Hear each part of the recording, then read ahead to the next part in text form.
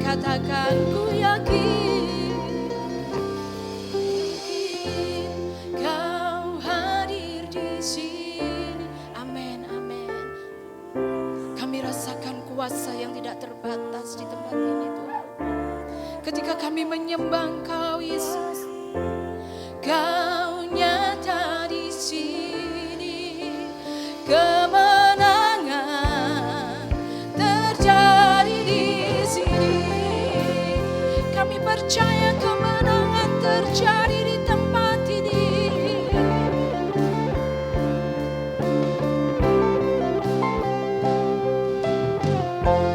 Ku menyembah dalam kudus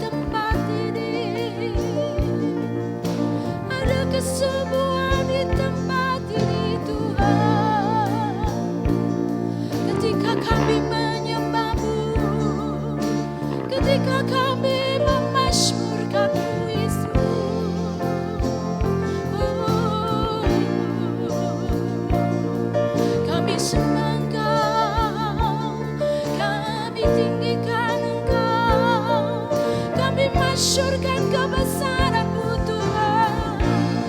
Oh, haleluya, haleluya, haleluya. Kami sembah Kau Tuhan, kami sembah Kau, kami masyurkan Engkau Yesus. Haleluya, haleluya.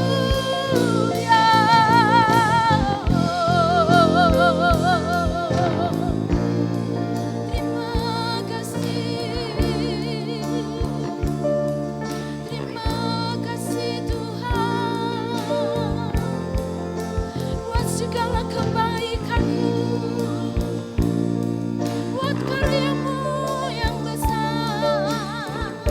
Terima kasih Yesus.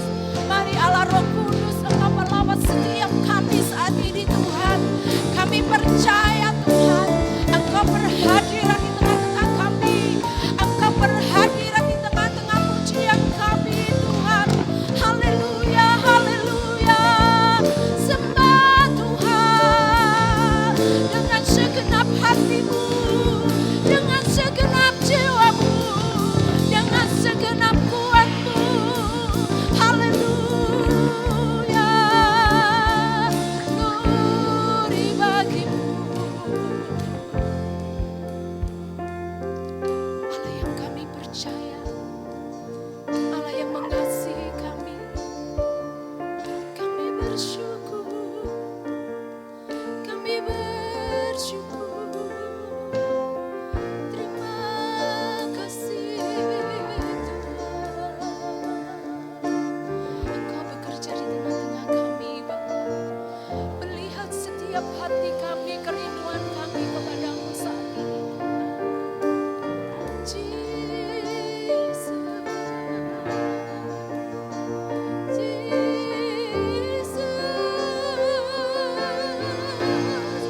kerinduan hati kami, Jesus. Haleluya, oh haleluya. Kami sembah Engkau, kami masyurkan Engkau Tuhan. Glory bagimu, Allah yang kudus, Allah yang besar di tengah-tengah kami. Kami bersyukur kepadamu. Glory, haleluya.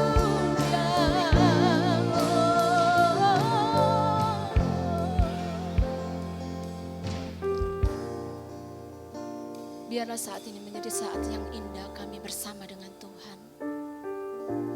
Bersyukur untuk setiap kesempatan, bahkan setiap hidup kami yang sudah Tuhan tebus. Kami bersyukur kepadamu Tuhan.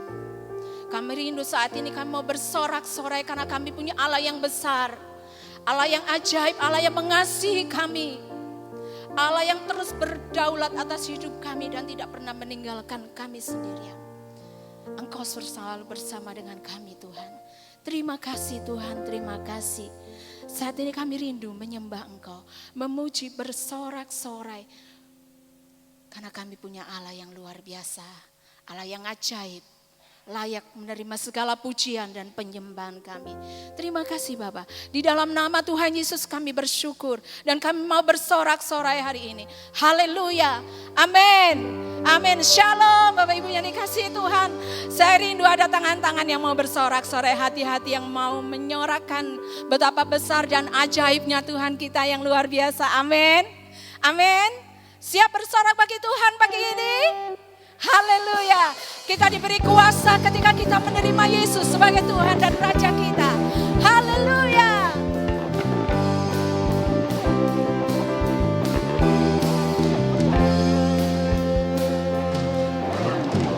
Diberi kuasa dan Raja mulia, menaklukkan musuh di bawah kaki kakiku. Pakai kuasa dari Raja mulia. Bila Allah ada bersamaku, siapa jadi lawanku? Sungguh besar Kau Tuhanku, Engkau perisai hidupku. Ku berdiri dengan iman, iman dalam Yesus Tuhan. Kau yang memberi kemenangan, ku bersorak merayakan. Terpujilah Engkau Raja segala raja. Amin. Kami diberi kuasa dari tempat maha tinggi.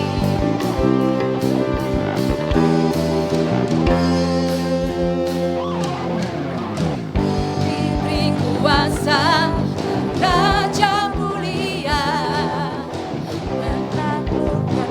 di bawah kakiku. Amin. Pakai kuasa dari Raja mulia. Bila Allah ada bersamaku, siapa jadi lawanku? Sungguh besar Kau Tuhanku, Engkau perisai hidupku. Ku berdiri dengan iman, iman dalam Yesus Tuhan. Kau yang memberi kemenangan, ku bersorak merayakan. Terpujilah Engkau Raja segala raja. Sungguh besar Kau Tuhanku, Engkau perisai hidupku. Ku berdiri dengan iman, iman dalam Yesus Tuhan. Kau yang memberi kemenangan, ku bersorak merayakan. Terpujilah Engkau Raja segala raja. Terpujilah Engkau Raja segala raja. Terpujilah Engkau Raja segala raja. Amin. Terpujilah Tuhan, Engkau Raja segala raja. Haleluya.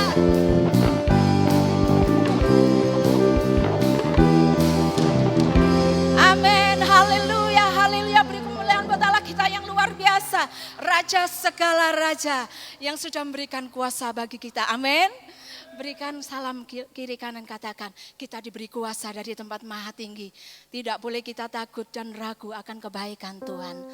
Haleluya, haleluya. Dipersilakan duduk Bapak Ibu yang dikasihi Tuhan.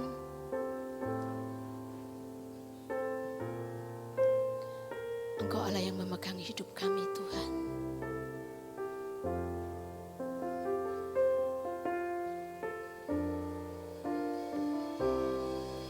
Ku hidup karena anugerah-Mu.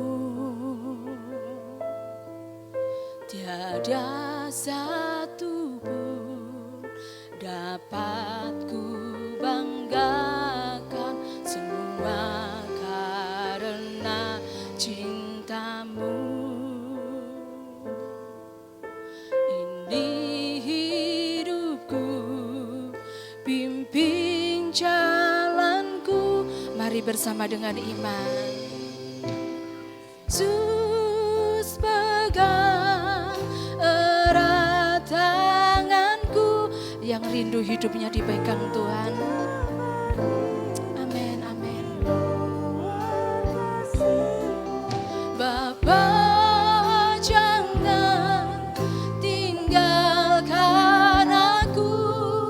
Engkau alasan selama ku hidup. Kasih-Nya mengubah hidup kita. Kasih-Nya mengubah hidupku. Kau memilihku, selamatkan hidupku. Semua karena cinta-Mu. Ini hidupku, pimpin jalanku. Mari dengan iman katakan, Yesus pegang erat tanganku.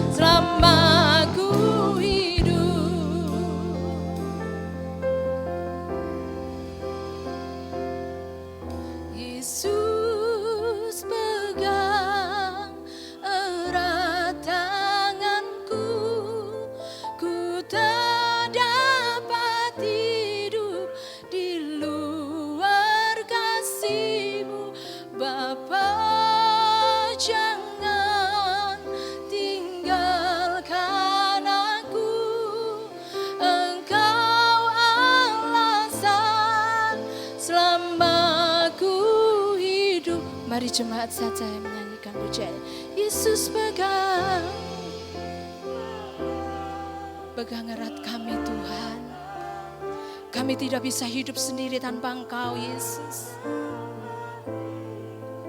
Di luar kasih-Mu Bapa, jangan tinggalkan aku.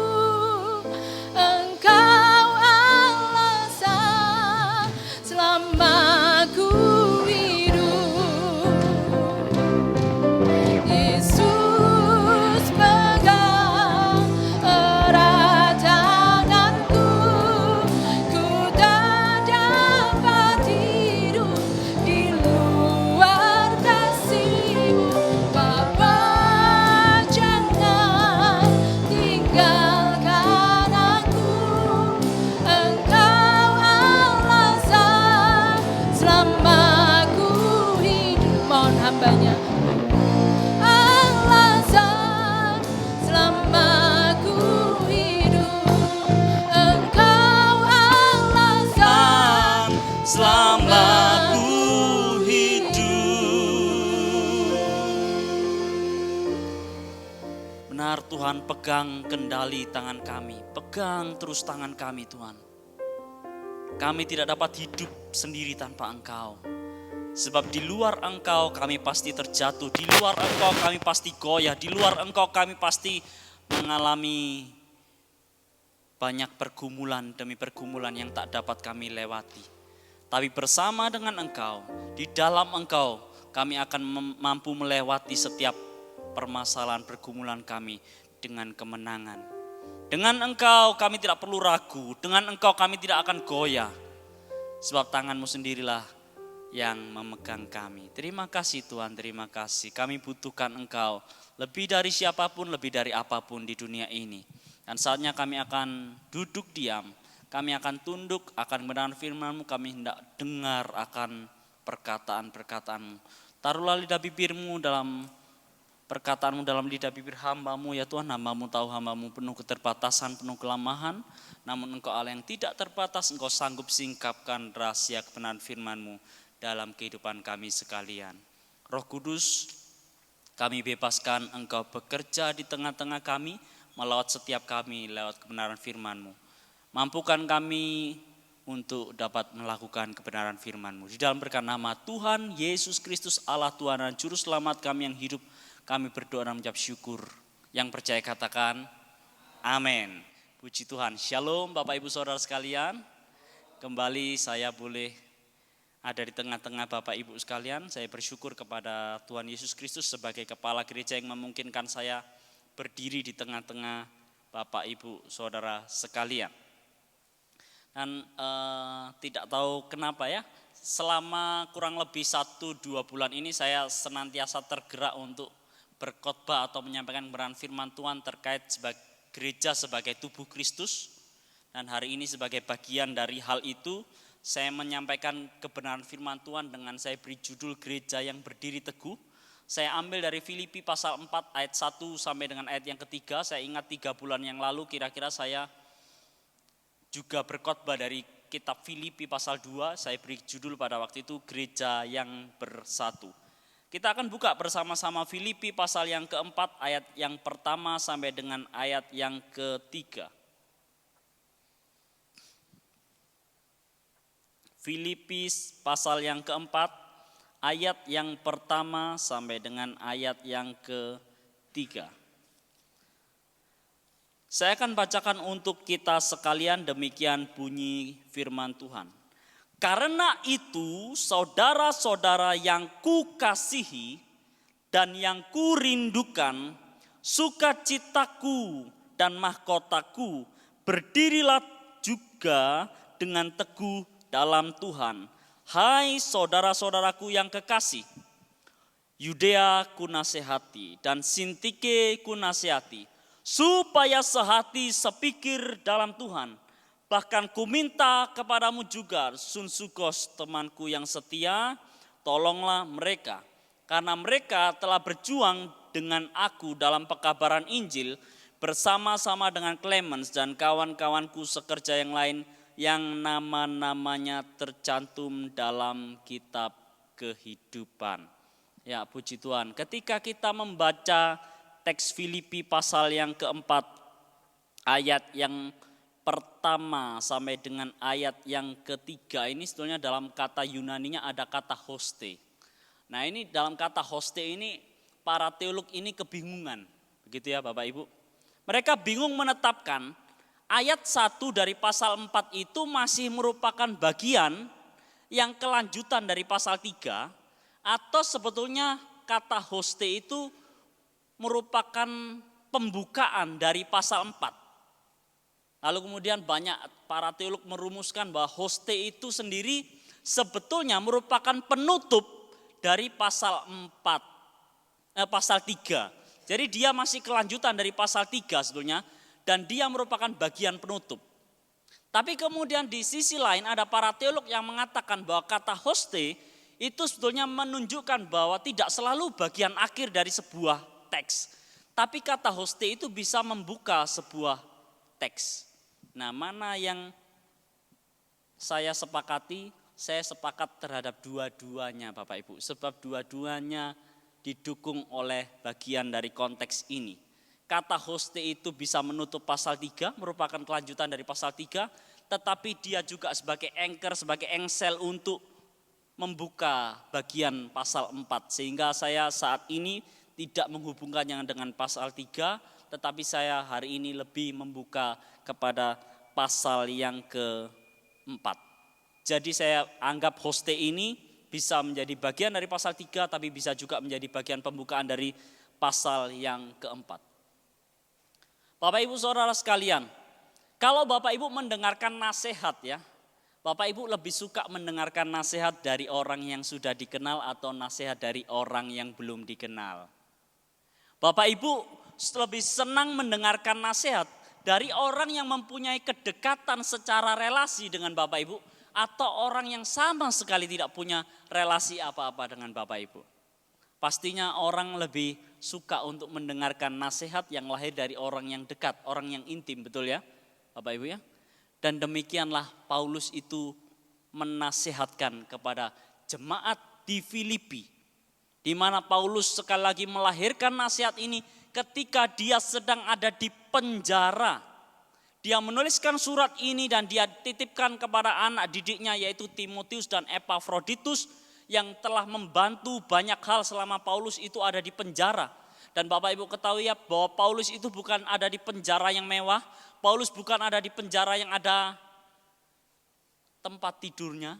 Paulus itu bukan ada di penjara yang begitu luas, tapi Paulus itu sedang berada di penjara yang luasnya itu hanya 2x1 dan dia diikat tangannya di atas, diikat kakinya di bawah.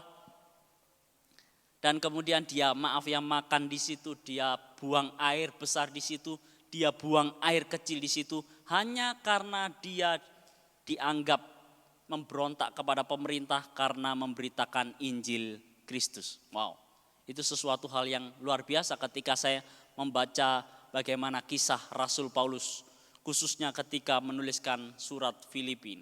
Sehingga surat Filipi ini dikenal dengan surat sukacita dari gereja ya. Bahwa memang Paulus menuliskan dia orang yang lazimnya, layaknya, idealnya itu tidak bersukacita. Tapi bagaimana mungkin begitu banyaknya kata-kata tentang sukacita, sukacita, sukacita di dalam teks ini. Sebetulnya apa sih yang dihadapi oleh jemaat Filipi pada waktu itu? Next, mungkin kembali ke slide saya. Apa yang dihadapi oleh jemaat Filipi di dalam teks-teks Filipi ini?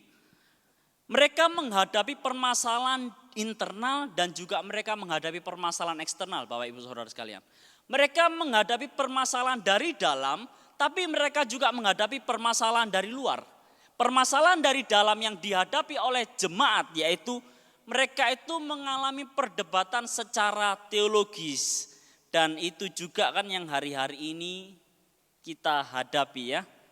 Kita menghadapi era di mana perdebatan teologis, perbedaan pandangan teologis itu dikuatkan gitu ya.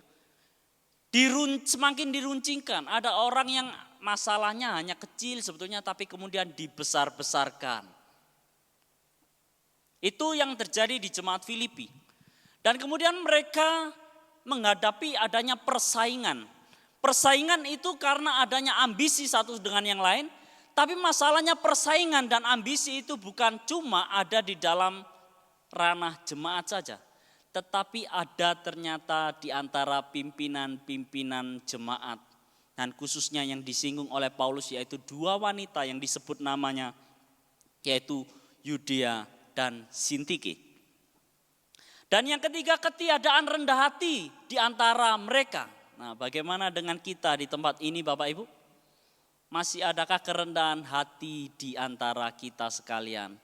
Masih bisakah kita itu memuji satu dengan yang lain, memuji kelebihan satu dengan yang lain?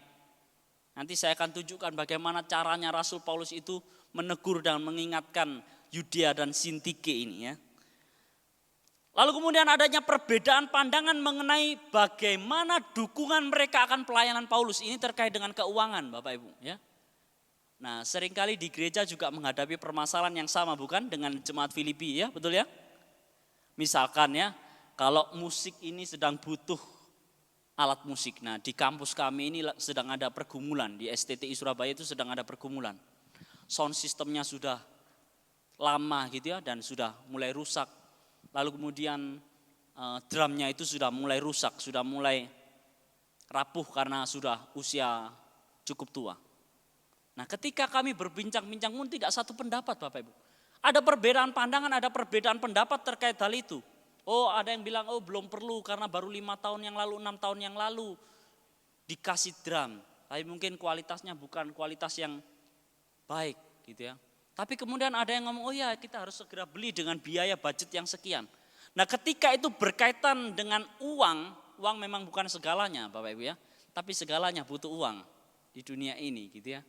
Maka uang ini seringkali menjadi permasalahan dan termasuk di jemaat Filipi juga begitu. Mungkin di jemaat ini, di tempat ini, di GPT Logos ini juga begitu ya. Seringkali keuangan itu menjadi sumber permasalahan. Why? Kalau ada seseorang yang punya usulan, ini gereja sudah waktunya membangun nih, atau gereja butuh penambahan AC, atau gereja butuh penambahan sound system, monitor, mungkin pemain musik mengajukan ini monitornya sudah mulai usang atau ear monitornya sudah bermasalah dan sebagainya. Lalu kemudian ketika dibawa ke rapat, saya yakin tidak satu pandangan semuanya. Itulah permasalahan yang dihadapi oleh jemaat Filipi. Tapi mereka juga mengalami permasalahan-permasalahan eksternal Bapak Ibu. Di mana orang-orang ini punya musuh, yaitu dari orang-orang luar, khususnya orang-orang Romawi. Yang berusaha mengejar-ngejar terus jemaat-jemaat Filipi ini. Jadi jemaat gereja mula-mula itu kebanyakan mereka berada di dalam penganiayaan. Tapi lihat, gereja yang berada di dalam penganiayaan justru mereka terus-menerus mengalami perkembangan. Jadi ada dampak positif, ada dampak negatif. Dampak negatifnya apa? Memang mereka menghadapi permasalahan, pergumulan, tantangan setiap hari. Tetapi di situ iman mereka dikuatkan, di situ mereka justru mengalami pertumbuhan. Dan yang terakhir adanya seteru salib Kristus. Ternyata di dalam gereja sendiri ada guru-guru palsu yang mengajarkan bahwa salib Kristus itu tidak cukup untuk menyelamatkan. Maka harus ditambah dengan A, B, C, D supaya kamu diselamatkan. Ada seteru salib Kristus di dalam gereja sendiri.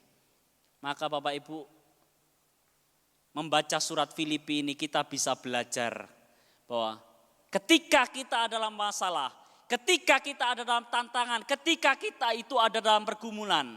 Nah pertanyaannya, setelah melewati tantangan masalah pergumulan itu, pertanyaannya Bapak Ibu yang harus kita tanyakan dalam diri kita masing-masing.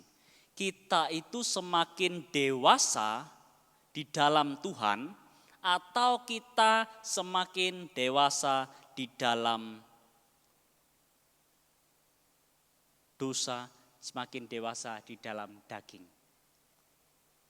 Seringkali dari permasalahan pergumulan justru kita menjauh daripada Tuhan. Seringkali dari masalah, tantangan, pergumulan tidak punya solusi. Lalu kemudian kita mengambil jalan pintas yang di luar Tuhan. Tetapi hari ini kita belajar satu hal, yaitu menjadi gereja yang berdiri teguh. Amin. Menjadi gereja yang berdiri teguh. Pertanyaannya Bapak Ibu, dari teks-teks yang kita baca tadi. Bagaimana menjadi gereja yang berdiri teguh? Yang pertama, next. Menjadi gereja yang berdiri teguh adalah dengan kita sadar bahwa kita telah mengalami yang namanya anugerah Tuhan, dan marilah kita berdiri teguh dalam Tuhan. Saya suka lagu tadi ya. Pegang tanganku, ku tak dapat hidup di luar kasih-Mu. Bagaimana supaya kita dapat berdiri teguh, menjadi gereja yang berdiri teguh? Caranya adalah, sadar gak kita telah menerima anugerah keselamatan itu dalam Kristus Yesus? Sadarkah kita akan pribadi dan apa yang sudah dikaryakannya dalam kehidupan kita? Menyediakan keselamatan bagi kita. Dan kemudian berdirilah teguh di dalam Tuhan. Itu kata kuncinya Bapak Ibu. Berdiri teguh di dalam Tuhan itu menjadi syarat wajib bagi seseorang supaya dia dapat berdiri teguh. Berdiri teguh di dalam Tuhan. Artinya apa? Kata di dalam Tuhan, en Kristo itu bisa menjadi seperti, bayangkan Bapak Ibu ada di dalam gereja ini. Dalam Tuhan itu bisa menjadi posisi kita. Berarti posisi kita ini sekarang, kita beribadah ini, kita berada di dalam gereja. Artinya gereja itu menjadi lokasi atau wilayah di mana kita beribadah. Maka firman Tuhan mengajarkan kepada kita, berdirilah teguh di dalam Tuhan. Berarti Tuhan itu menjadi wilayah atau lokasi di mana kita berdiri teguh. Pertanyaannya Bapak Ibu, setelah kita menikmati anugerahnya Tuhan, di mana kita berdiri? Apakah kita berdiri di dalam Tuhan benar-benar, atau kita sedang berdiri di luar koridor, di luar wilayah yang seharusnya? Ada orang-orang yang hari Minggu datang ke gereja, bahkan hari Minggu melayani Tuhan, tapi Senin sampai dengan Sabtu dia hidup seperti seolah-olah dia orang di luar Tuhan. Maka berdirilah teguh di dalam Tuhan. Tuhan itu menjadi lokasi di mana kita berdiri, amin. Dan yang kedua, en Kristo bisa menjadi, Tuhan itu menjadi dasar atau fondasi di mana kita berdiri. Sebab fungsi kata en itu, fungsi preposisi en itu bukan saja hanya menunjukkan lokasi, tapi bisa juga menunjukkan bahwa Tuhan itu menjadi dasar di mana kita berdiri. Jadi kita berdiri, kita berjalan, kita hidup, dasarnya semuanya adalah Tuhan. Dan kalau dasarnya adalah Tuhan, tentulah dari mana kita bisa tahu bahwa Dia menjadi dasar kita, ya tentulah dari firman Tuhan Bapak Ibu. Maka jelas, marilah kita hidup di dalam Tuhan. Hidup, janganlah kita hidup di luar Tuhan, pastikan kita hidup di dalam Tuhan. Amin Bapak Ibu ya. Mari kita hidup di dalam Tuhan. Sadar bahwa kita telah menerima anugerahnya. Kita ini telah diselamatkan, dan sekarang tanggung jawab kita berdiri teguh di dalam Tuhan. Pastikan hidup kita, pastikan perkataan kita, pastikan apa yang kita lakukan dalam hidup ini, kita lakukan koridor wilayahnya itu di dalam Tuhan, tapi pastikan dasarnya kita berdiri juga adalah Tuhan. Amin Bapak Ibu. Ya. Yang kedua, Bapak Ibu ya, kita masuk bagian yang kedua. Bagaimana supaya kita dapat berdiri teguh? Bagaimana kita menjadi gereja yang berdiri teguh? Yaitu yang kedua, marilah kita sehati sepikir dalam Tuhan. Kalau saya boleh rumuskan dalam satu kata, apa yang sedang dihadapi oleh jemaat Filipi pada waktu itu? Penganiayaan Bapak Ibu. Mereka sedang mengalami yang namanya penganiayaan. Coba Bapak Ibu bayangkan deh, Kalau Bapak Ibu sedang ada dalam masalah yang begitu berat, tapi Bapak Ibu ada dalam kesendirian. Lebih berat kalau Bapak Ibu bersama-sama, lalu kemudian Bapak Ibu ada teman diskusi, atau Bapak Ibu sendirian. Istri saya ini sering cerita sama saya, karena saya sering mobile ya, saya sering ke luar kota, saya ke Surabaya, kalau pas bekerja, kalau minggu kadang kalau dia tidak ikut saya pelayanan sendiri, dan dia sering sendiri sama anak saya, Morasya. Dia tidak bekerja, dia full ibu rumah tangga dan mendampingi saya dalam pelayanan, dan dia merasa berat kalau harus sendiri mendidik anak saya. Dan memang pergumulan dari ibu rumah tangga ya. Dan dia butuh kawan diskusi. Dia sering ngomong sama saya, ayo Ku, tolong aku. Nah, saya kalau sepanjang ada waktu ya masih bisa saja. Tapi kayak seperti kemarin saya sedang mengerjakan disertasi, saya menyelesaikan disertasi saya, dan Jumat kemarin puji Tuhan sudah terselesaikan disertasi saya. Tapi sebelum itu saya itu begadang ya, saya tidak tidur dengan mereka, saya begadang, saya tidur itu di sofa di dekat tempat kerja saya. Lalu kemudian selesai itu saya mungkin tidur 1 jam, 2 jam, bangun lagi untuk saya ngetik lagi, bekerja lagi.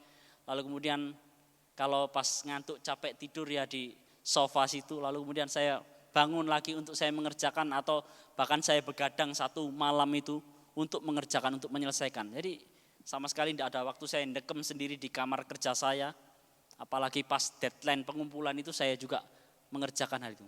Orang yang sendiri itu lebih berat, betul ya Bapak Ibu ya? Lebih berat Bapak Ibu. Lebih enak, lebih ringan jika masalah itu dipikul bareng-bareng, dipikul bersama-sama. Nah, mereka sedang menghadapi penganiayaan. Saya mendengar cerita dari teman saya yang dulu pernah di Cina, di negara Cina ya. Di negara Cina dulu itu, kalau sekarang mungkin masih lebih bebas ya. Tapi dulu itu mereka gerejanya gereja bawah tanah Bapak Ibu. Tidak boleh mendirikan gereja di mall atau di seperti begini yang sudah settle begini. No, tidak mudah untuk mendirikan gereja seperti itu. Dan mereka akhirnya bekerjanya di bawah tanah. Mereka beribadah mendirikan rumah ibadah di bawah tanah supaya tidak dapat diawasi oleh pemerintah atau orang-orang yang ada di sana. Yang notabene kebanyakan mungkin komunis dan lain sebagainya. Dan mereka mendirikan di bawah tanah. Ketika sedang ada dalam penganiayaan, kalau orang itu sendiri pastilah berat. Tapi apa yang mereka lakukan Bapak Ibu? Alkitab ini tidak bebas ya Bapak Ibu, mau ke gereja bawa Alkitab begini. Bawa Alkitab yang besarnya sebesar ini gitu ya. Mereka bawa Alkitab sebebas mungkin, no. Bahkan ada negara-negara tertentu yang saya tahu juga Alkitab tidak bebas untuk masuk ke sana. Ada halangan demi halangan. Kita masih bersyukur di Indonesia ini kita masih bebas untuk membawa Alkitab ke gereja. Ketika mereka di Cina sana, mereka harus menempuh perjalanan yang jauh untuk mereka berjumpa. Mereka berjanjian di setiap hari Minggu atau di hari apa mereka berjanjian di bawah tanah mereka ketemuan. Apa yang mereka lakukan Bapak Ibu? Mereka itu menyobek Alkitab dan mereka hanya ambil 1 sampai dengan 2 ayat yang sudah mereka sobek. Kemudian apa yang mereka lakukan? Mereka tukar ayat itu dengan teman-temannya. Saling bertukar ayat yang sudah mereka sobek itu. Karena apa? Saking mereka tidak bisa membawa Alkitab itu. Nah, kita kok di Indonesia ini yang sudah diberi kebebasan untuk kita membaca Alkitab sama sekali tak pernah baca Alkitab itu ya. Tapi mereka yang ada di sana begitu rindunya mereka. Maka bagaimana kita dapat menjadi gereja yang berdiri teguh? Kita dapat menjadi gereja yang berdiri teguh kalau kita itu sehati sepikir. Ayat 2 ya Bapak Ibu. Yudea kunasehati dan Sintike kunasehati, kata Paulus, supaya sehati sepikir dalam Tuhan. Sehati sepikir dalam Tuhan itu bukan permasalahan kamu, kalau saya punya pendapat begini kamu harus setuju sama saya. Atau kalau kamu punya pendapat begitu saya harus setuju dengan kamu. No. Di dalam perbedaan tentu kita bisa berjalan bersama-sama.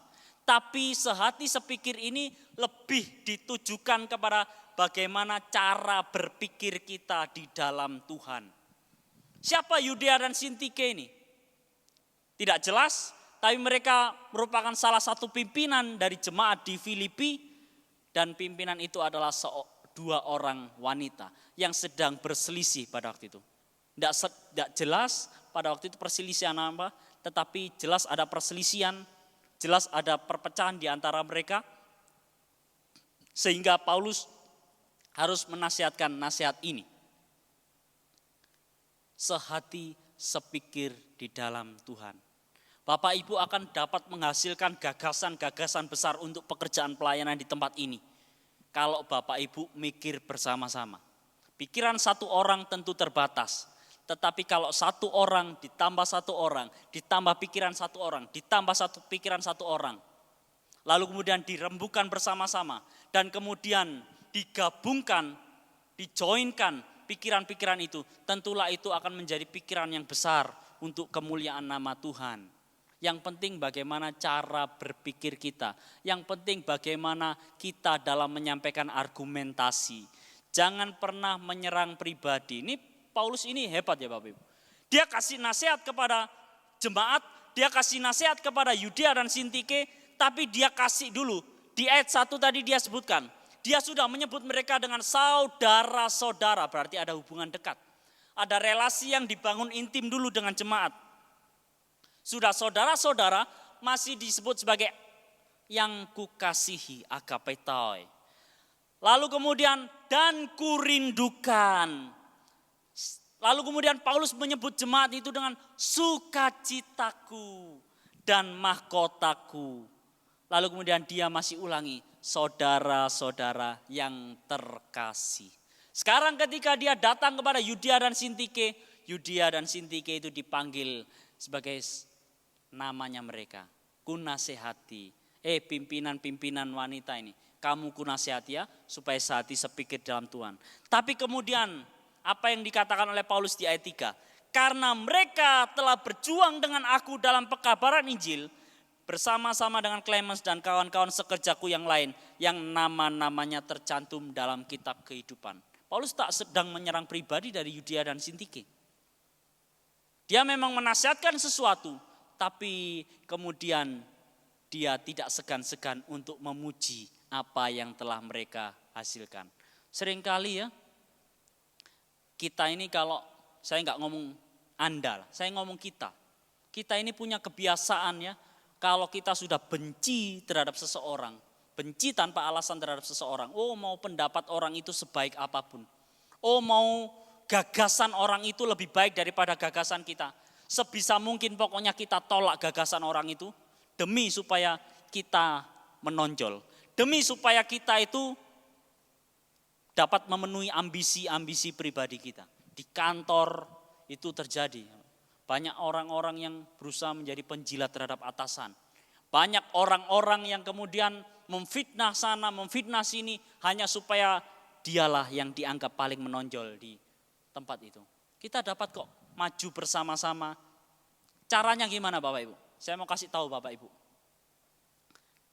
Kalau Bapak Ibu ya, kalau kata menurut teori kepemimpinan, jangan ada dua matahari di dalam sebuah organisasi. Yang mengatakan begitu ya. Mereka mengatakan begitu. Tapi Bapak Ibu, gimana caranya Bapak Ibu tidak perlu takut, tidak perlu merasa cemas kalau ada orang yang hebat. Kalau ada orang lain yang mungkin hebatnya mungkin sama dengan Bapak Ibu. Bagaimana supaya Bapak Ibu enggak merasa insecure? Caranya gimana? Caranya adalah puji kebaikan dia di depan banyak orang. Caranya bagaimana? Angkatlah dia di depan banyak orang. Itulah caranya supaya Bapak Ibu tidak menjadi insecure di dalam Bapak Ibu berorganisasi, di dalam gereja atau dimanapun. Caranya puji aja dia. Angkat aja dia, kelebihan-kelebihannya dia. Dan satu saat ketika dia naik dan menjadi yang terhebat di situ, dia akan menceritakan dengan sendirinya. Oh, saya bisa naik, saya bisa menjadi yang terhebat, saya bisa menjadi pimpinan di tempat ini karena ada orang yang lebih hebat daripada saya yang selama ini telah berjasa terhadap hidup saya. Dia akan mengatakan begitu, Bapak Ibu. Tapi coba kalau Bapak Ibu persaingannya ambisius hanya untuk tujuan ambisi pribadi. Terjadilah persaingan yang tidak sehat dan kemudian menghalalkan segala cara dan itu berjalan di luar Tuhan. Bapak Ibu ingat ada firman Tuhan di dalam Mazmur pasal 23 ya. Tuhan adalah gembalaku, takkan kekurangan aku ya. Betul ya? Siapa Daud Bapak Ibu? Itu Mazmur itu tulisannya Daud. Siapa Daud? Daud itu bagi orang Israel, Daud itu dianggap sebagai gembala Israel. Dia selain raja Israel, tapi Daud itu dianggap sebagai gembala Israel. Tapi bagaimana perjalanan hidupnya Daud sampai dia menulis Mazmur pasal 23, itu yang perlu kita amati.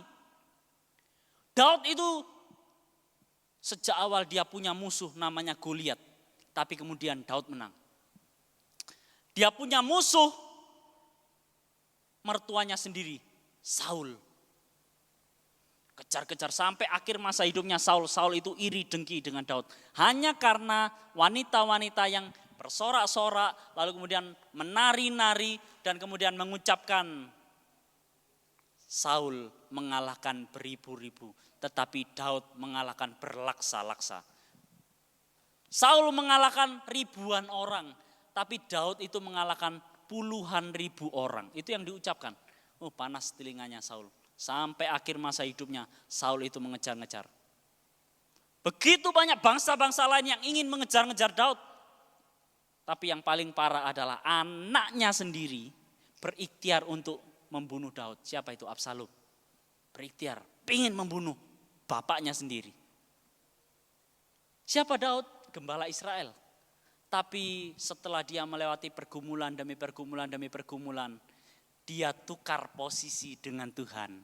Sekarang Tuhan, di hadapan Tuhan, aku adalah dombanya dan engkaulah gembalaku. Saya pun begitu ya Bapak Ibu. Sekalipun saya wakil gembala, mungkin saya sering khotbah di tempat lain, saya mungkin biasa mengajar orang di STTI Surabaya. Tapi di hadapan Tuhan, saya memperlakukan diri saya ini cuma hamba-Mu, saya adalah domba yang butuh namanya gembala yang baik. Why? Domba itu digambarkan sebagai hewan yang lemah Bapak Ibu. Kenapa? Karena ternyata kalau diteliti, domba itu adalah hewan yang tidak bisa berdiri dengan kokoh. Kalau dia itu airnya itu air yang bergejolak ya. Dia akan cepat jatuh si domba ini. Makanya gembala yang baik itu membawa ke padang rumput yang hijau dan membawa ke air yang tenang. Sebab kakinya domba itu lemah Bapak Ibu. Itulah sebabnya mengapa dia butuh yang namanya gembala tadi. Dan selanjutnya, domba itu tidak bisa kalau di dalam komunitasnya itu ada friksi, ada perpecahan, itu nggak bisa domba itu. Maka dia butuh yang namanya seorang gembala. Dan domba itu adalah hewan yang bisa mengalami cast downship namanya. Diecast. Domba itu gak sama dengan kita ya. Kalau kita tidur itu mau milih Bapak Ibu ya. Bisa milih. Nah, kalau istri saya dulu waktu hamil juga tidur itu milih ya. Dulu saya lupa ya. Disarankan sama dokter itu miring ke kanan apa miring ke kiri gitu loh. Supaya waktu persalinan itu cepat. Jadi dia milih kalau tidur. Tapi kadang gak bisa tidur enak ya. Kita juga begitu. Tapi kita masih muda Bapak Ibu. Kita mau ke kiri, miring ke kiri ya bisa. Kecuali maaf ya kalau orang sudah stroke. Nah itu susah Bapak Ibu. Tapi domba tidak semudah itu. Domba itu tidak bisa kalau kakinya empat-empatnya itu menghadap ke atas. Dan dia butuh yang namanya penolong. Dan kalau domba itu tidak segera ditolong, dalam waktu 8 jam dapat dipastikan domba itu pasti mati. Nah Bapak Ibu kalau yang punya domba coba aja deh. Kalau mau tes percobaan, dombanya kakinya hadapkan ke atas, jangan ditolongin, lalu kemudian dibiarkan saja selama 8 jam. Menurut penelitian domba itu pasti akan mati. Dan domba itu butuh yang namanya seorang gembala. Dan yang terakhir, ia mengurapi kepalaku dengan minyak. Daud membayangkan posisinya seperti seorang domba. Dan domba itu sering hidungnya itu dihinggapi lalat-lalat Bapak Ibu ya. Lalat.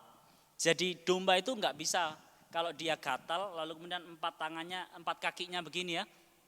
Lalu kemudian seperti Bapak Ibu, kalau Bapak Ibu ada lalat, Bapak Ibu tinggal begini ya. Gitu ya.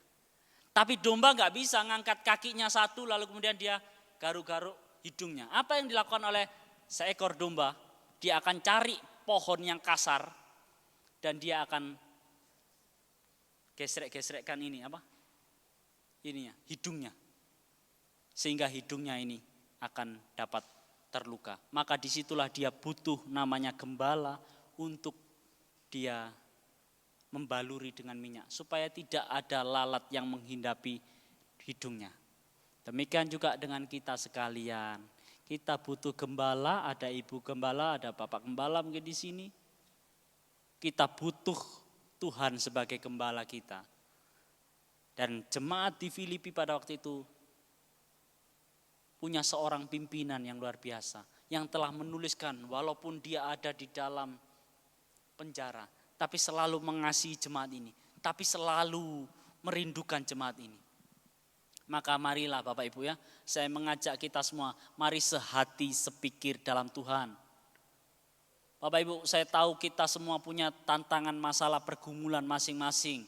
Tapi percayalah tantangan pergumulan itu tidak akan mudah kalau Bapak Ibu menghadapinya seorang diri. Bapak Ibu butuh komunitas. Bapak Ibu butuh pimpinan. Bapak Ibu butuh rekan-rekan sepelayanan yang dapat mendukung Bapak Ibu. Bapak Ibu butuh diskusi firman Tuhan untuk dapat menguatkan kita sekalian. Sama dengan jemaat Filipi. Mereka menghadapi penganiayaan. Tidak gampang menghadapi penganiayaan sendirian. Maka mereka butuh sehati, sepikir dalam Tuhan. Gimana kalau supaya kita dapat menjadi gereja yang berdiri teguh? Marilah kita menjadi sehati, sepikir dalam Tuhan. Amin. Sehati sepikirlah dalam Tuhan Bapak Ibu. Dan yang ketiga, yang terakhir. Nah jemaat kalau dengar kata yang terakhir itu senang ya Bapak Ibu. Maksudnya yang terakhir tapi masih 1,5 jam lagi ya Bapak Ibu ya. Ini poin yang terakhir dari saya. Yang ketiga, bagaimana supaya kita dapat berdiri teguh di dalam Tuhan. Ketika engkau ada dalam masalah, utamakanlah pemecahan masalah. Utamakanlah cari solusinya. Ada di sebuah tempat kerja kalau ada sebuah permasalahan. Dia enggak sibuk cari solusi Bapak Ibu. Dia sibuknya apa? Pokoknya besar-besarin masalahnya dulu. Cari akar permasalahannya. Cari orangnya harus ditemukan dulu tersangkanya siapa. Wah, dia suka sekali kalau sudah tersangkanya ketemu. Nah dia kalau bisa tunjukkan kesalahan orang lain dia paling suka sekali Bapak Ibu. Tapi tidak demikian dengan kita ya. Bagaimana supaya kita itu dapat menjadi gereja yang berdiri teguh dalam Tuhan. Utamakanlah pemecahan masalah. Paulus itu memberi nasihat begini Bapak Ibu. Ku minta kepadamu Sun Sugos temanku yang setia. Menurut Bapak Ibu Sun Sugos ini apa atau siapa Bapak Ibu? Kalau menurut LAI terjemahan baru yang Bapak Ibu pegang, Sun Sugos itu nama orang, betul ya? Ternyata Sun Sugos itu bukan nama orang Bapak Ibu. Sun Sugos itu berasal dari bahasa Yunaninya Sugose. Sugose itu artinya kalau dalam paradigmanya orang Yahudi, karena penulisnya ini orang Yahudi, dan paradigma orang Romawi, itu mereka adalah rekan seperjalanan. Rekan seperjalanan, rekan yang punya tugas bersama-sama. Jadi Paulus itu ngasih tanggung jawab kepada siapa? Enggak tahu kepada siapa, tapi yang jelas itu adalah rekan seperjalanannya Paulus yang sudah mengiringi pelayanan bersama-sama dengan Paulus. Kemungkinan ada yang menduga ini adalah Timotius, ada yang menduga ini adalah Epafroditus dan lain sebagainya. Sebab Timotius dan Epafroditus ini yang seringkali datang ke penjara untuk melayani kebutuhan-kebutuhannya Paulus. Dan dia yang mengantarkan surat dari jemaat kepada Paulus atau mengembalikan surat dari Paulus kepada jemaat dan lain sebagainya. Kami yang jelas yang lebih penting karakteristik dari orang ini. Dia rekan seperjalanan atau rekan kerja, teman Paulus yang setia. Paulus minta tolonglah mereka. Utamakan pemecahan masalah Bapak Ibu dibandingkan dengan memperbesar masalah. Utamakanlah pemecahan masalah. Cara pemecahan masalahnya bagaimana Bapak Ibu? Di ayat 3 sudah disebutkan oleh Paulus. Tolonglah mereka. Cara pemecahan masalahnya saling bertolong-tolongan. Terimalah pertolongan dari orang lain, tapi juga tolonglah orang lain Bapak Ibu ya. Dalam konteks ini Yudea dan Sintike diminta oleh Paulus berarti terimalah pertolongan dari Sun Zugosku atau Zugose tadi. Tapi Zugose tolonglah mereka.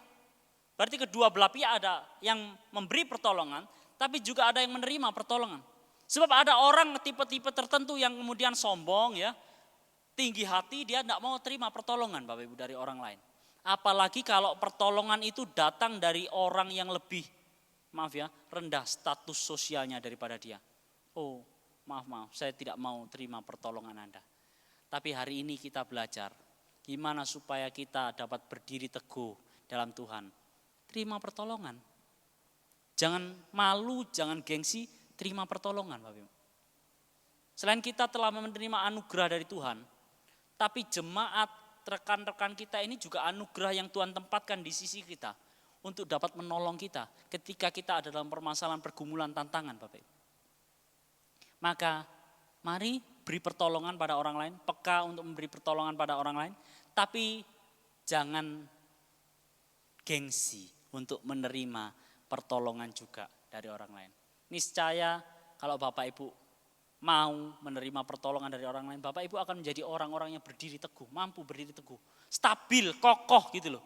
Tidak gampang diombang-ambingkan ke sana kemari. Kalau Bapak Ibu ada persatuan, tolonglah mereka.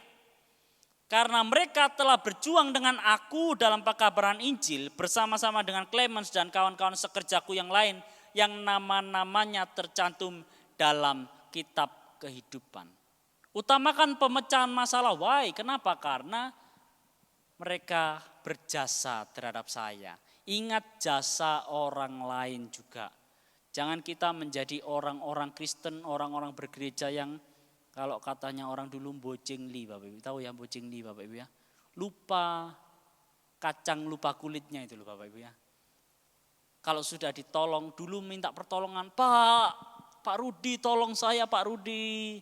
Sudah dikasih pertolongan sama Pak Rudi, lalu kemudian sukses, Pak Rudi datang lewat, disapa aja kagak gitu ya. Disapa saja enggak Bapak Ibu. Atau ya gampang melupakan kebaikan orang lain. Tapi tidak demikian dengan Paulus. Paulus tahu kok apa yang telah dilakukan Yudea dan Sintike. Paulus tahu sekalipun mereka punya kelemahan, mereka punya kekurangan di dalam jemaat, sekalipun mereka berselisih, tetapi Paulus tak segan-segan memuji kelebihan mereka. Paulus tak segan-segan untuk mengingat jasa-jasa yang mereka telah lakukan. Mari Bapak Ibu, hari ini firman Tuhan mengingatkan kita sekalian untuk kita dapat menjadi gereja yang berdiri teguh. Tapi Paulus tidak cuma kasih nasihat, tapi dia kasih teladan. Siapa teladan yang disebutkan oleh Paulus? Teladan yang disebutkan oleh Paulus di dalam Filipi pasal 2 jelas adalah Kristus sendiri. Tapi Paulus tidak cuma kasih teladan dari Kristus saja, bahwa Kristus itu telah berinkarnasi menjadi manusia.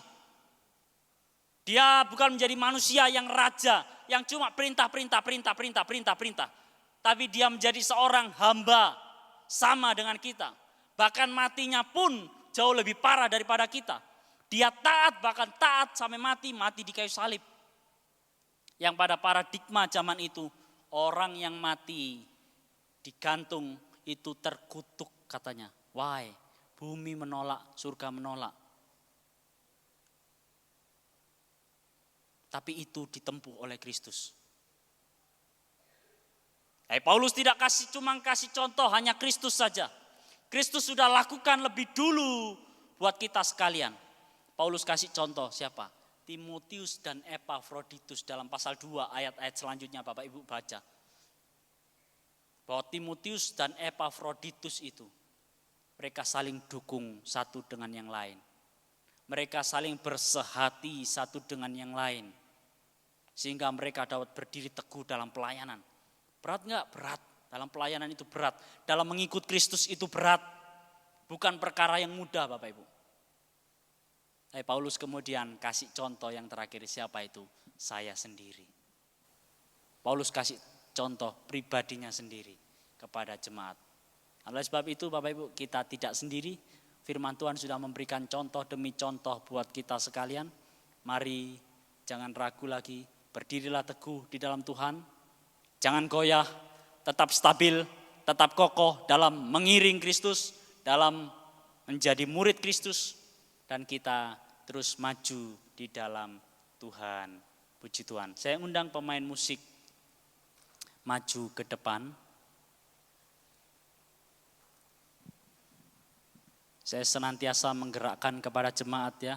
Bapak Ibu, jauh lebih penting kita memiliki iman yang benar daripada iman yang besar.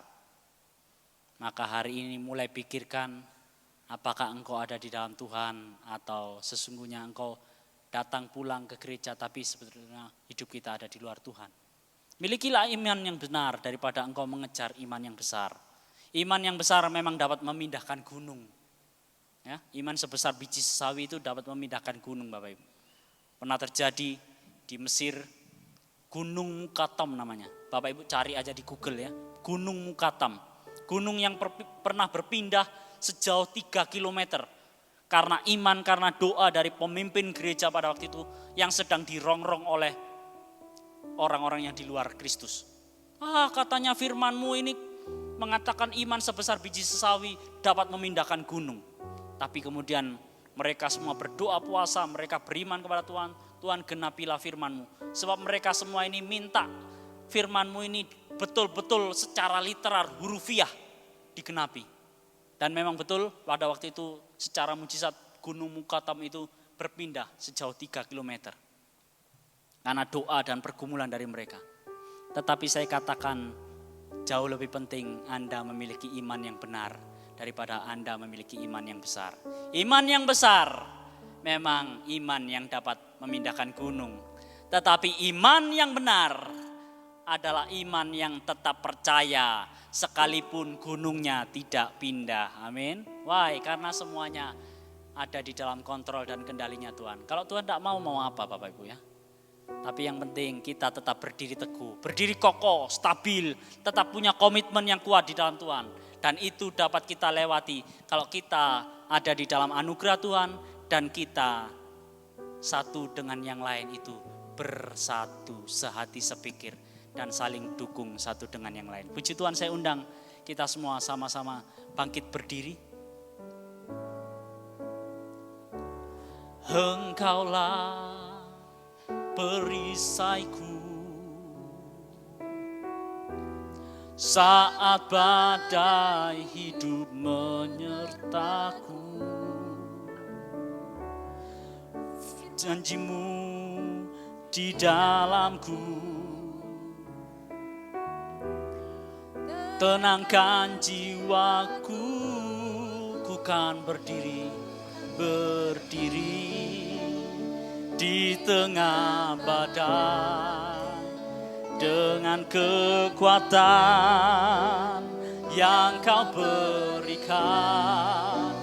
Sampai kapanpun ku kan bertahan karena Yesus selalu menopang hidupku.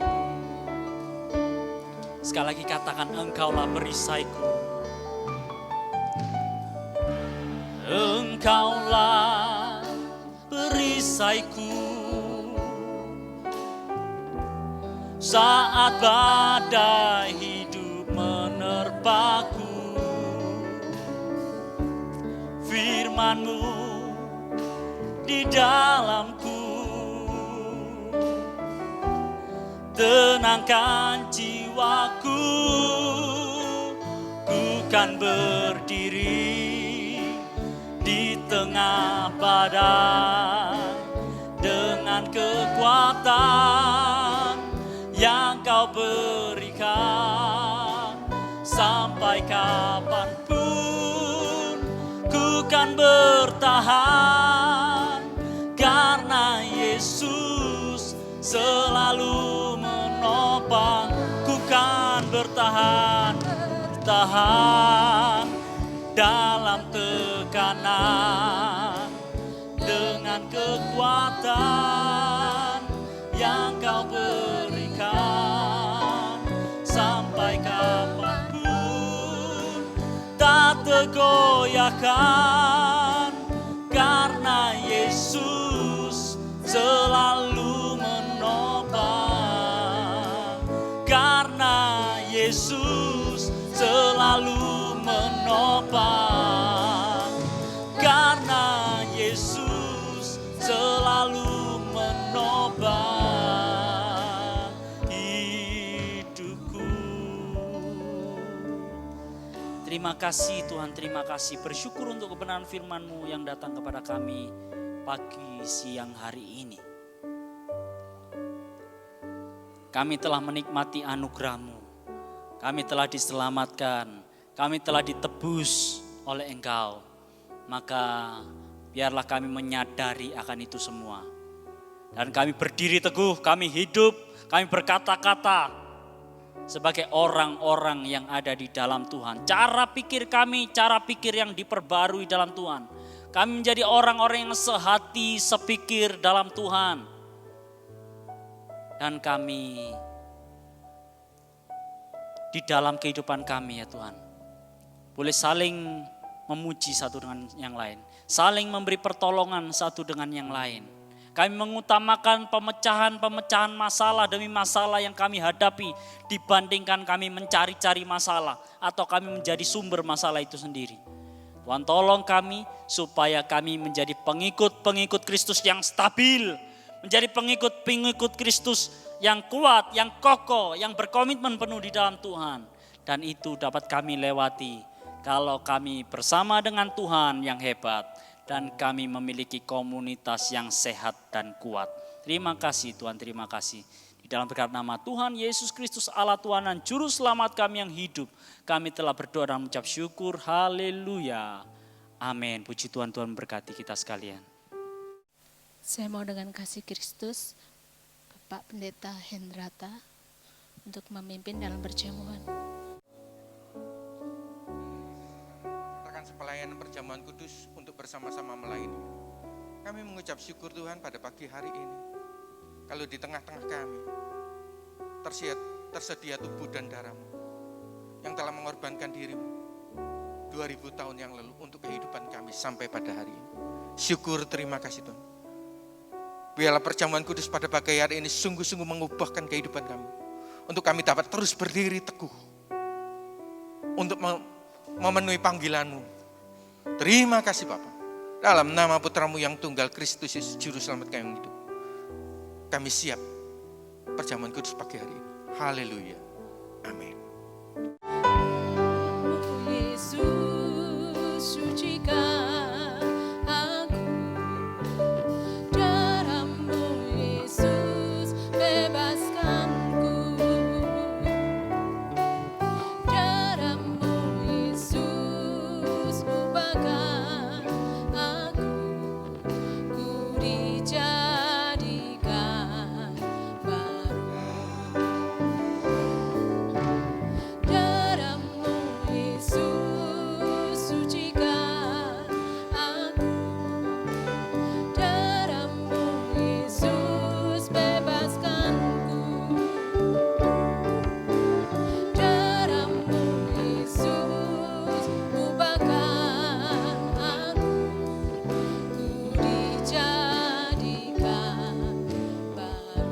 Sidang jemaat yang dikasihi Tuhan, saya berharap yang bawa anak juga difamiliarkan dan disosialisasikan untuk bersama-sama menikmati tubuh dan darah Yesus. Yang sudah menerima tubuh dan darah Yesus, saya undang semuanya untuk sama-sama bangkit berdiri. Darah-Mu Yesus.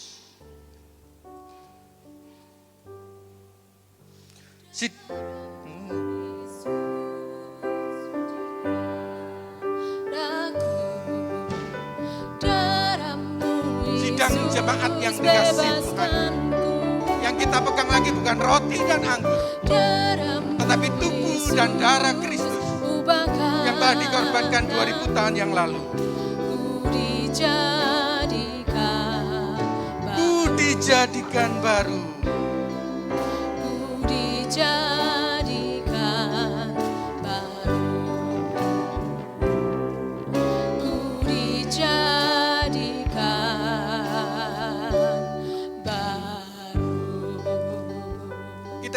Kita pegang roti di tangan kanan.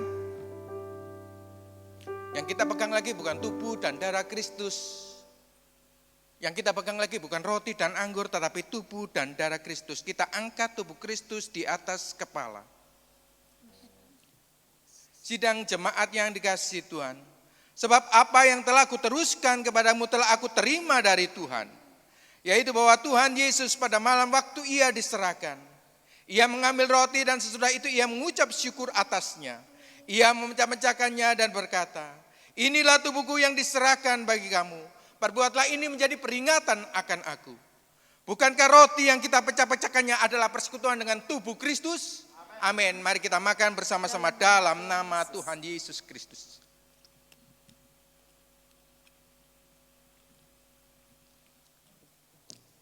Haleluya.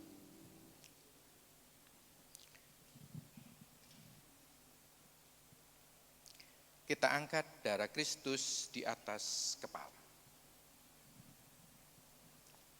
Demikian juga ia mengambil cawan sesudah makan lalu berkata, cawan ini adalah persekutuan dengan cawan ini adalah perjanjian baru yang dibenteraikan oleh darahku.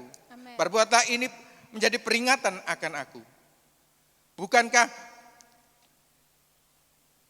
cawan pengucapan syukur yang atasnya kita ucapkan syukur adalah persekutuan dengan darah Kristus? Mari kita minum bersama-sama dalam nama Tuhan Yesus Kristus. Haleluya.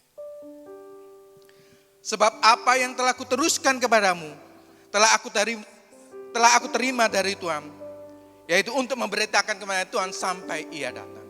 Darah-Mu Yesus.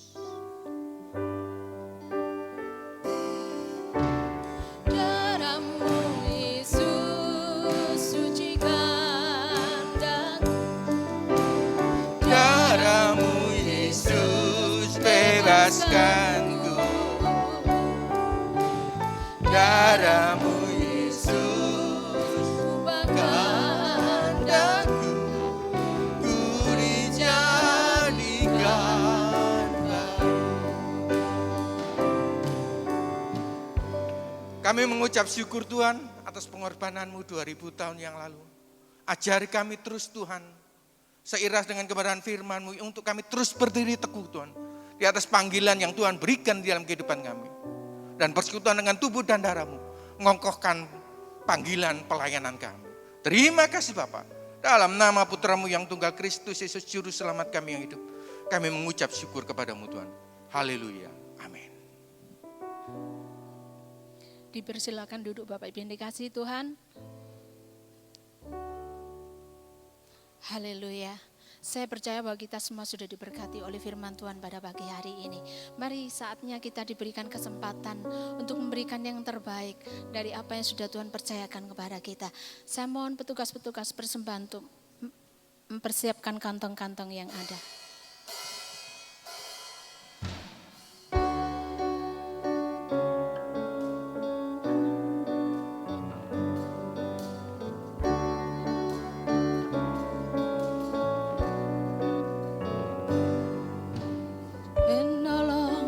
Yang selalu setia memenuhi keperluanku, tak pernah Dia mengecewakan. Yesusku tak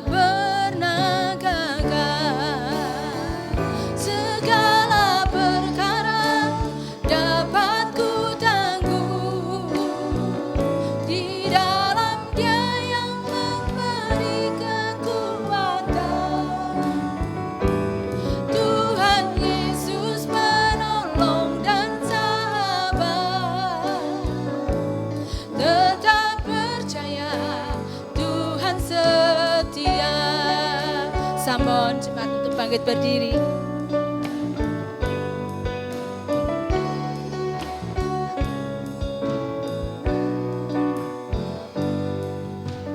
Penolong yang selalu setia, memenuhi keperluanku. Tak pernah Dia mengecewakan. Yesusku tak pernah gagal. Segala dapat ku tangguh di dalam Dia yang memberi kekuatan. Tuhan Yesus penolong dan sahabat. Tetap percaya Tuhan setia. Dialah penolong yang setia dalam hidup kita.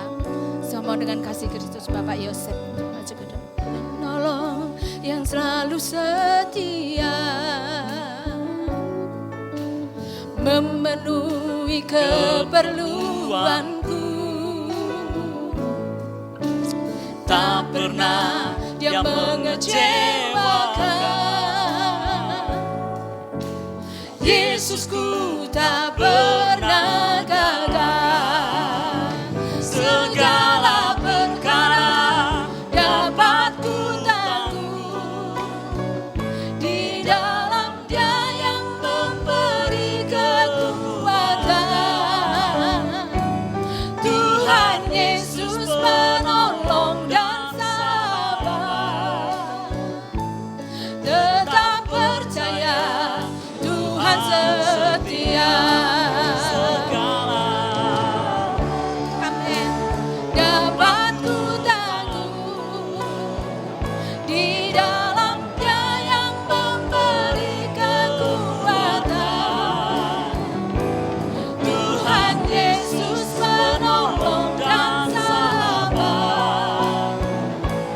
Tetap percaya Tuhan setia. Tetap percaya Tuhan setia.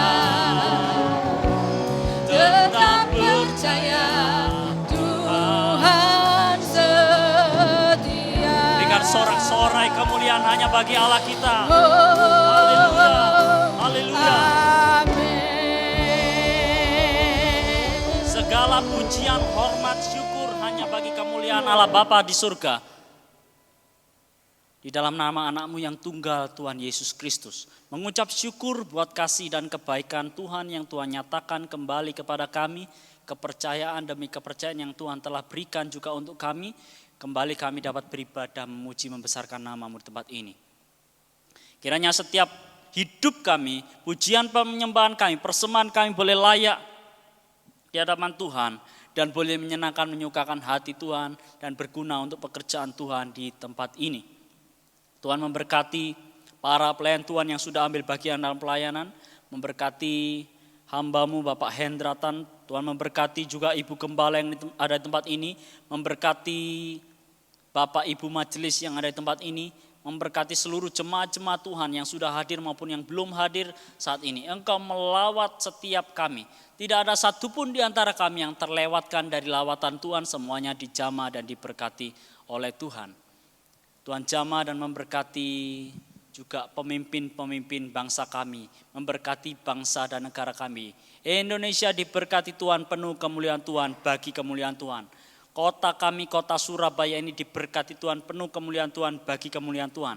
Berkati pemimpin bangsa kami dari pusat sampai daerah, baik eksekutif, legislatif, yudikatif yang ada, presiden sampai ke jajaran yang paling rendah di RT dan RW masing-masing tempat di mana kami berada, terkhusus di mana gerejamu GPT Logos ini berada. Dan biarlah gerejamu ini boleh berdampak buat bangsa negara, buat kota di tempat ini. Setiap kami yang ada semuanya kami boleh berkontribusi aktif untuk kemajuan bangsa negara kami, kemajuan pelayanan kami masing-masing. Terima kasih Tuhan, terima kasih. Dan biarlah perjalanan pulang kami, Engkau yang turut campur sertai perjalanan kami, pimpin tiba di rumah kami masing-masing dengan selamat, membawa berkat sukacita, penghiburan, damai sejahtera yang daripada Engkau. Kami boleh membagikan berkat-berkat yang telah kami terima.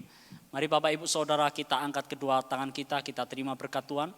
Sekarang Bapak Ibu Saudara sekalian, pulanglah engkau dengan membawa berkat rahmat damai sejahtera yang daripada Allah Bapa, dalam cinta kasih karunia dari anaknya yang tunggal Tuhan Yesus Kristus, dalam pimpinan, persekutuan, pencerahan, iluminasi dari Allah Roh Kudus, memberikan kepada kita berkat-berkat yang daripada surga. Terima kasih Tuhan, di dalam berkat nama Tuhan Yesus Kristus, Allah Tuhan dan Juru Selamat kami yang hidup, kami sudah berdoa dan mengucap syukur. Haleluya.